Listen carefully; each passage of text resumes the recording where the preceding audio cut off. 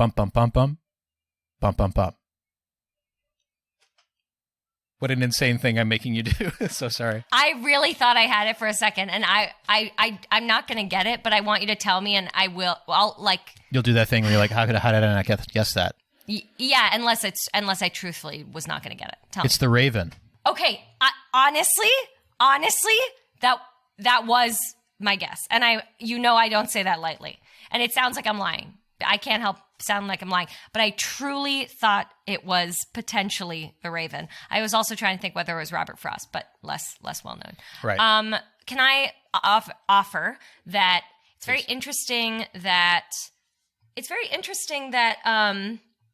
that this is in Trochaic Octameter, particularly because that means that the perfect use of all the syllables has a feminine ending, which is often, you could say a lot about feminine endings, the weakened ending, right? And the idea that I guess that's my thought. A lot of the lines have masculine endings. So I guess that's where my claim falls to the ground. But it is interesting that the perfect Trochaic Octameter has feminine endings. I'm ignorant here because I only know my meter and scansion through like Shakespeare's study in drama school, right? Mm-hmm. And I like it. I'm interested in it, but I never studied Latin. I don't know the kind of the base forms and all of those things, right? Because there's like this whole world of meter and scansion that I don't get. But is a feminine ending, which is a weird term, is a feminine ending mean ending in an unstressed syllable, or does it mean ending off of the structure or ending outside of the meter? No. It just means ending on an unstressed Definitely unstressed. syllable. Okay. So even if it's on television, right. Which is, that's the one that uses every syllable. I think Joe McCarthy, Richard Nixon, Studebaker Television uses all. Once upon a menagerie while I pondered weak and weary. It's very rare that he uses all of the syllables in the line. Mm-hmm. So anyway, that's a cool thing. We can keep digging into it. Yeah. Can I give you a pitch for a part of the song or aspect of the song to look into for next week? Sure. Can we talk about the music video? I would love to. I mean, I've watched it a bunch of times. Same, yeah. We can save that for next week. So this is a teaser for our next show. Cool. I also want to call out a thing that we talked about what it was like writing the song this week. Yeah. New illuminations in relation to Billy Joel or whatever. I was reading about my old news story, which I will talk about, and came upon Brown v. Board of Education. And I was thinking about how important that was and how, am I mistaken? Does he cite Brown v. Board of Education in the song? Yes. What? Little Rock is Brown v. Board of Education. It's the Little Rock Nine. And that's specifically the case that led to... Brown v. Board of Education desegregated schools. And the Little Rock Nine were the first 9 students to go to school. Oh, okay. So... Well, let's do our old song things, right? Okay. Because I've been on this run. So every week we do a highlight from something from the original song and then something from the week's news. So I've been on this run of the people that are in the song that are still alive, because it started with Chubby Checker. I didn't know Chubby Checker was still alive. Yeah. I did Dylan last week. So some of the Little Rock Nine are still living. And this is not my highlight for this week, but it's on the docket. I'm planning it for next week. But this week I'm doing the Queen. Who's also alive. Yep. Queen Elizabeth, right? She was coronated in 1953 on June 2nd. Wow. And there's so much about the Queen currently in the news, right? The Queen made that address that made it into the song, that very creepy image of Piccadilly Circus with the giant picture of the Queen saying something like, "We're all going to get through this together." The Queen's in the news with relation to Prince Harry and Meghan Markle and her dealing with their leaving the thing and how they felt that she never and the royal family never accepted them. And then also like all the Prince Andrew stuff with his implication in all of the abuse and child abuse and all that, and how he's been a little bit protected by the royal family. So the Queen has been in the news a lot. I mean, she's the Queen of England for 60 plus years at this point. So I don't need to like tell everybody who the Queen is, but the thing about the Queen, the reason I chose it instead of the Little Rock Nine for this week is because it took me in this great dive into the Google News Archive, which I've talked about in previous versions of the show, because you can no longer search by date in the Google News Archive, which really sucks. But the Google News Archive is like basically microfiche or microfilm of old newspapers scanned from across the world. Oh, right. You mentioned, and the text analysis can like pick up what the text is. So you can search for different news stories throughout history. And it's just such a fun quarantine activity. I've done it with family members, and I discovered my grandfather was the source of a pre-internet meme. No. Yeah. He had a pet. My mom's dad had a pet skunk when my mom and her siblings were growing up. And I don't know how it happened, but he submitted to the local Milwaukee paper, the Sentinel probably, of this skunk eating out of the dog's bowl. And the AP picked it up. And the caption was about, because the skunk was male and the dog was female or something. So the caption was "No women's lib in this household" or something like that. So a bunch of newspapers picked it up because of the caption, but it made it across, like every local newspaper put that in their Sunday paper. Isn't that wild? That's so fun. But anyway, I found that through the Google News Archive. So if you want to do a fun deep dive of things that you, personal things, or yes, I mean, if you Google the Google News Archive, because it's sort of being hidden within the Google ecosystem. Okay. You can find it, but then you just need to search within the Google News Archive and you can find all kinds of... I'm going to need to be reminded to do this later. It's so fun. Okay. So the Queen. Yeah, England's got a new Queen. That's my highlight from the song. What's your highlight from the song this week? My highlight from the song this week is Ole Miss, which is how I came upon this Brown v. Board story because... So, the story of Ole Miss. Let me get into this. My goodness, no pun intended, I would be remiss to forget the full name of the first Black student to be admitted to University of Mississippi. I think it was James Meredith. Am I wrong? I don't know. I simply must remind myself because otherwise I will. Yes, it was James Meredith. Great. So in 1962, James Meredith he had been enrolled, he had been admitted to the University of Mississippi based on his application, but his application was withdrawn when the registrar found out of his race. The case was taken all the way up to federal courts, who ruled that he needed to be admitted. And because this is Mississippi, there were so many segregationists there, but Kennedy ruled that this man be admitted and sent troops to monitor his admittance. So James Meredith moves into the dorms on like September 30th, 1962. Overnight, this crowd of like thousands of people, and mind you, I believe there were 3,000 troops brought there to like keep the peace because they knew that there were going to be riots or protests from segregationists. Right. Now, I have to backtrack for a second. One of the central players in this Ole Miss controversy was the governor of the state, who had tried to personally stop James Meredith from enrolling and was later held in contempt of court. But then that was overturned in a Fifth Circuit, like Court of Appeals. But in a statement, and this gets me back to the Little Rock thing, in a statement that Ross Barnett made on television, he said, "The last time in such a situation, I was on the wrong side. That was in Little Rock, Arkansas in 1957. This time, out of uniform, I am on the right side. I will be there." So as a civilian, he was standing on the opposite side of what he had to defend during the Little Rock 9 situation. So long story short of the old news story, Meredith is admitted. 2 people are killed in the riots. One, a French journalist for AFP, and another one, just a guy who like fixes jukeboxes, was checking out campus. But he did graduate. James Meredith did successfully graduate and ended up leading a civil rights march later. So the thing I wanted to call out was not only that I read that Little Rock reference and then started thinking about Brown v. Board of Education in potentially the inclusion, but that I think you and I have talked a lot about what it means to include or omit news stories that feel redundant. Yes. That are kind of indicative of the same movement.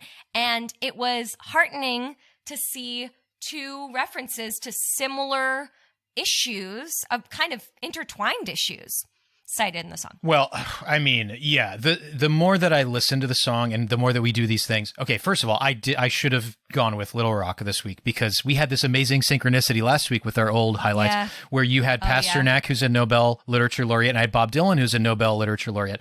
And I was this close to going with Little Rock, but live and learn. But next week when we go through the video, I think we can revisit this because there are things related to events in the song. Beej, the stranger, in the music video, does a little bit of house cleaning of including some stuff in the song that isn't in the lyrics, but he drops it in the video, in images, to kind of cover his bases a little bit. Yeah, I think I might know what you mean, but go on. But there are threads throughout the song too, right? That like there's a bunch of stuff about Vietnam. We have Ho Chi Minh. We have Dien Bien Phu Falls. We have like that's true. Yeah, multiple. Obviously like Kennedy comes up twice. Nixon comes up. I mean, they come up twice directly, but then they come up obliquely. Like Bay of Pigs is Kennedy, right? Like there's so many threads throughout. It would be really interesting. I know we keep spinning out future ideas for mini-sodes on the pod, but it'd be interesting to explore all of the repetitions, quote unquote, as in news stories or citations that hover around the same event and try to cobble together like a top 10 list of the most influential events on Billy Joel's life. Like a flowchart. Kennedy presidency. Yeah. I got to say like baseball as a topic, but also the Dodgers, because you have Roy Campanella and you have Brooklyn's Got to Win a Team and California baseball are all about the Dodgers basically. But when we figured out that Joe DiMaggio and Marilyn Monroe not only were rhymes, but it's like, they're linked because they were a couple at the time. Yeah. It makes me feel better because I think we get a little bit hung up on like, but coronavirus. But we are living through times. We are living through the same thing. Yeah. That the angry young man lived through. Yes, we are. Anyway. So I say every week this is going to be a 20-minute episode. And it's going to be 35. I know. I just like talking about this with you. So what's your new news story? Well, I wanted to call out a very happy news story bittersweet, but female genital mutilation was finally outlawed in Sudan, which has been such a long-running practice. And, there was a caveat saying that, like, banning it is not going to necessarily stop it from happening.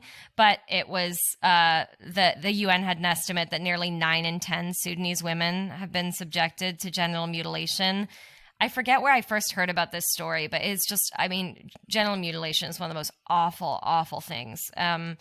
So it's a long overdue victory. Oh, and it's like has something to do with maintaining their purity. It's just like so fucked. And so, late to happen, but hopefully this will kick off similar bans in other countries where it's a practice, which is too many. At this moment, I feel the stupidest for having the disco ball in the fireplace and the sunglasses going, and for doing this whole show when we're talking about that. Did it make it into the song, that news story? Yeah, in fact, I will say, Is it unkosher for me to say what my verse citing it is? No, why not? We're making it up as we go. Yeah, you're right. I'm very proud of this. I actually thought about whether it was to NSFW. Also, it's a podcast. Who the fuck cares? But also, I said fuck. But my verse was in Ole Miss. John Glenn Liston meets Patterson. The last I used the sound ips for this rhyme, and I had Sudan outlaws sealing lips. Because that's the practice of female genital mutilation. So that was my, and also because sealing lips is like a form of censorship, I was very proud of having made that double entendre. That's fantastic. And, a good small victory. A large victory in the context of that practice. This is not my highlight, but it reminds me of another thing that happened this week. It was hard for me to pick. And one of the things I considered was the fact that Saudi Arabia has stopped the death penalty for minors and their practice of public flogging. Those have both been stopped, which feels like another small victory in a very bad regime that's doing a bunch of terrible shit. But felt like a little victory. My highlight that I chose, it was so hard. I wanted to pick the AI meme generator, but I just couldn't do it because it's all over Twitter and I made so many and it's really stupid, but there was so much news. This was our most stories that we sourced for the song ever. Do you know that? No, I don't know that. I'm glad you are keeping track of these things. The one that I chose was, because I have like a little sort of personal connection to it, I guess, but the great white sharks in South Africa that migrate to the bay when the Arctic ice melts enough so that the sharks can survive in the cold water. So it's like in the summer when the edges of Antarctic ice melt and cold water moves north to the Cape the great white sharks come and they feed on sea lions, and it's this part of the ecosystem that's in very delicate balance. And this year, the great white sharks have just completely disappeared. There have been no sightings of great white sharks. And I went about exactly 10 years ago and did a cage dive and saw the great white sharks and was there when, that was all, not when it was happening. It's been happening throughout this time. But it was very sad to see this unexplained phenomenon. We don't know if it's something about climate change. We don't know if it's something about poaching. We don't know if it's something about it could be a butterfly effect in terms of orca whales that are one of the only known predators or killers of great white sharks are taking them out. But we don't know why the great white sharks, specifically in the waters in South Africa, are disappearing. But they haven't found a single one this year. And it's bad. Obviously, ecologically, they're not eating the things they need to eat, and these other sharks are kind of coming in and filling the void, so it's throwing a lot of things into whack because great white sharks are what they call an apex predator, and it's like a Game of Thrones style situation. People are kind of coming in, sharks, and also tourism and businesses that rely on shark watching and all that stuff too, and so that's happening, and I thought it was really interesting and was a small story that happened this weekend that I wanted to share. I wonder if anything would come out about like the Cove style about what's happening to the sharks. Or does it seem like it's a natural disappearance? As you know, I love a scandal. So, well, speaking of a scandal, this is my other option. Sorry, this is my other runner-up. The podcast is 40 minutes. Yeah, the doctors. I'm not going to go as hard as I went last week with Bob Dylan and everything, but the doctors in Russia falling out of windows. Oh my God. And I put it there are three now. I put it, and I said docs fall, like falling docs, but doctors that have spoken out against lack of government support and, protection and resources. This week alone, during a week where, Russia is the other entity that was in the news a lot. Because all of a sudden their numbers went way up and doctors have started falling out of the window in Russia. That's so sus. Highly sus. Again, we're just going to wait till it develops. Because there have been things, I got to say, like, there have been things that we've been tracking, like, can you get coronavirus twice? Yes, no, over the weeks. Remdesivir, I think just last week or 2 weeks ago, I was like, Remdesivir, that drug, that Ebola drug, it's bad. We can't, it doesn't work. But now they're saying it does. There are a couple things that were coming out in the news that was like, I just had a feeling. I'm no doctor, but things about reinfection and things about remdesivir, I was like, what is being published right now is there is no conclusive evidence and early trials do not show, and I was like, let's just give it time. And I feel heartened by the fact that time has been the ally of science, as it always is, and we're seeing positive things where we thought there was no hope. So, yes, I'm feeling slightly more hopeful this week than I was last week. Me too. On that note, shall we get into the song? Yeah, let's do it. All right. If you're listening for the first time, there are 5 verses in the song, approximately 25 items in each verse. The way that we do it is we alternate verses. This week I did Monday and Wednesday. Sam did Tuesday and Thursday. And we collaborate on the weekend verse. So let's write the final 2 lines of the song. Now? Okay. And then we'll do it all together. Yeah. Okay, great. I love quar as a rhyme because it will not always be true. Right. But it is true today. It's of the moment, yeah. Shall we? All right, I did Monday, so I'll start. Let's just try to, go verse to verse. Okay. All right, here's Monday. Boris Johnson, Richard Hake, Ed in China, healthcare pay, no primary cavalry, we saw UFOs. Wuhan patients, consequences, Congress people, apprehensive, drinking cleaner, SoundCloud streamer, naked doctors pose. The podcast. Mayor poison plot in Prague, canceled furries, online prom, Turkey rights, thigh highs, and the throwing cat zoom guy, Saudi flogging, tulip trim, Cuomo calls the L a win, Iceland wailing, Sondheim birthday, Branson wants a goodbye. Trudeau's bailouts, nurses quit, Indiana postal hit, Nathan's famous Tommy brainless Middle East talks.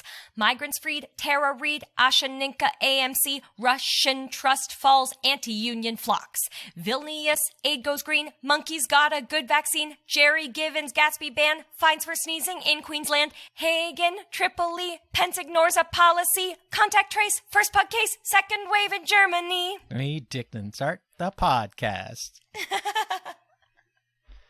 Earfund Con, Pence no mask, Brooklyn funeral drivers ask, spit arrest, mass strike, no IP for AI, Spanish Beach, Cinnamon, Party Center, Kim Yo Jong, sanitizer tastes too nice, citrus full of pesticides. Online ME, Shady Cam, Gold Mines, Dino Swam, UK Oops, Lotto, Han was flying solo, new trials, GDP, have a robot make a meme, shrugging Bolsonaro, face mask in the Costco. NATO crash, Michael Flynn, armed unrest in Michigan, drive-in, Georgians, Greta's big donation, stim check kleptomania, Elon zygomania, weather cat, friendships, Sudan outlaw sealing lips, bank crime, hopeful bucks, bodies found in back of truck, 30 million jobless claims, what else do I have to say? And then last verse, here we go. Drive-through strippers, Russia scam, maybe Kim is back again, falling docks, shark loss, DMZ, stray shots, Buffett, bug fix paradise, you can't get corona twice, Danish terrorist thwarted plans, Robin Hood, a clergyman, murder hornets, nurses steal, 5G arson, Skype and eel, payday fees, Xiaomi sees, guns, haul, LEDs, Russia and Brazil ill more, Tai King lives in luxury core, vaccine secret hacking war, I can't take it anymore. Yes! I think that was the best one. That was the best fifth verse. I almost lost it. There's too much. There were just so many fuck ups that I started to go loopy. You fucked up less in the whole song than I did just in the Wednesday verse, which is the hardest verse, but still. Skype and eel is my favorite thing that you're supposed to. I love it. Yeah. No, let's talk about our own things that we liked that we wrote rather than what each other wrote. I'm excited. I didn't mention this as my new news story, but I think it's my favorite news story of the week is that people have been asked to video chat eels in the zoo because they're forgetting what people look like. Yeah, and then they don't respond to the aquarium employees. Yeah, so many good things. Yeah. Oh, Elon. So I wrote in the doc, Elon Musk says stupid shit, which was a line that I had in one of the ones that I did, during all the craziness that I did solo. And it turned out to be, I didn't use it. So I was like, maybe someone will pick that up. But I love the stim check kleptomania, Elon's egomania is a perfect line. Thank you so much. Yes, you told me that I always say thank you so much. Which is awesome. Thank you so much. No, but when you say you like something I did in the song, I always go, yeah. I'm a monster. I don't know what the story was, but when you said sanitizer tastes too nice, I knew I wanted to know about it.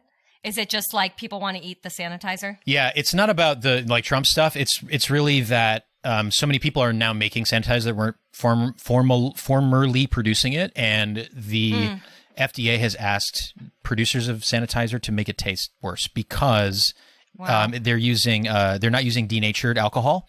So, for example, like distilleries, which we talked about in an earlier episode, are making it and they're putting it in their own packaging.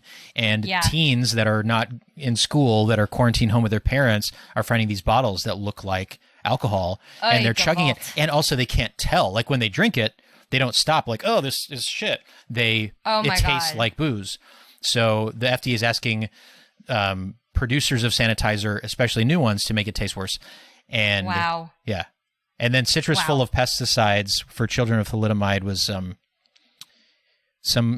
forget who. There was 2 countries that were sending oranges back and forth because they were full of pesticides. Things with oranges. I wanted to call out my favorite line from your Monday, which I'm sure you know what I'm going to say, but Cuomo calls the L a win. A very good take the L, take the win. I love take the L puns. My personal favorite of mine was Han was flying solo. Oh, yeah. Appreciated that. I'm not a Star Wars fan, but I understood. Yeah. What was the story? It was so like Harrison Ford gets in these air flight issues occasionally in his life there because he's got this pilot's license and he's old as hell, but he crossed a runway where somebody else was landing in his private plane, or not his private plane, but his one-seater. He played Han Solo. Yeah. That's the joke. Yeah. I knew that story, but I didn't associate Harrison Ford with Han Solo. You're the one. Congratulations on not knowing Star Wars. Thank you. It's been a lifelong effort. I guess I'll come around. I'll watch them soon. All right, that was the week. Yeah. Anything else you want to say other than let's keep going? No. Let's just keep doing it, I guess. All right. All right. Until next week, this has been Week Didn't Start. See ya.